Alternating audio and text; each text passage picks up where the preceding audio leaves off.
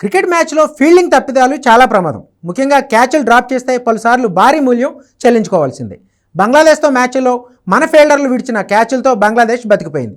అసలు 100 పరుగులైనా చేస్తుందా అన్న దశ నుంచి 200కు పైగా స్కోర్ చేసిందంటే కెప్టెన్ రోహిత్ వదిలేసిన ఒక్క క్యాచ్ కారణంగా చెప్పొచ్చు. నిజానికి ఈ మ్యాచ్లో భారత్ అద్భుతమైన బౌలింగ్తో ఆరంభంలోనే అదరగొట్టింది. వరుస వికెట్లతో బంగ్లాను దెబ్బతీసింది. కేవలం 35 పరుగులకే సగం జట్టును పెవిలియన్కు పంపింది.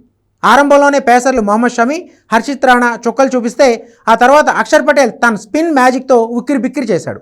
కానీ రోహిత్ వదిలేసిన ఒక్క క్యాచ్తో అక్షర్ పటేల్ త్రుటిలో తన తొలి హ్యాట్రిక్ను కోల్పోయాడు. బంగ్లా ఇన్నింగ్స్ 9వ ఓవర్ వేసిన అక్షర్ పటేల్ రెండో బంతికి తామ్జిద్ హసన్, మూడో బంతికి ముష్ఫికర్ రహీముల్ను పెవిలియన్కు పంపాడు. దీంతో అక్షర్కు తొలి హ్యాట్రిక్ సాధించే అవకాశం దక్కింది. ఈ క్రమంలో క్రీజులోకి వచ్చిన జాకర్ అలీకి రోహిత్ శర్మ క్లోజ్ ఫీల్డ్ను సెట్ చేశాడు. ఆ ఓవర్లో 4వ బంతిని జాకర్ అలీ డిఫెన్స్ ఆడే ప్రయత్నం చేశాడు. కానీ బంతి బ్యాట్ ఎడ్జ్ తీసుకుని స్లిప్స్లోకి వెళ్ళింది. అయితే మొదటి స్లిప్లో ఉన్న రోహిత్ శర్మ ఈజీ క్యాచ్ను జారవిడ్చాడు. అందరూ రోహిత్ క్యాచ్ అందుకున్నాడని భావించినప్పటికీ ఆఖరి నిమిషాల్లో బంతి అతడి చేతి నుంచి జారిపోయింది. దీంతో అంతా ఒక్కసారిగా షాక్ అయిపోయారు. రోహిత్ క్యాచ్ విడిచిపెట్టిన వెంటనే అక్షర్కు సారీ చెప్పాడు. దీనికి సంబంధించిన వీడియో ప్రస్తుతం సోషల్ మీడియాలో వైరల్ అవుతుంది. ఒకవేళ స్లిప్లో ఆ క్యాచ్ రోహిత్ పట్టేసి ఉంటే బంగ్లా 100 పరుగుల లోపే ప్యాకప్ అయ్యేది. మరోవైపు ఈ క్యాచ్తో పాటు మరో 3 క్యాచ్లు కూడా భారత్ ఫీల్డర్లు అందుకోలేకపోవడం బంగ్లాకు కలిసి వచ్చింది.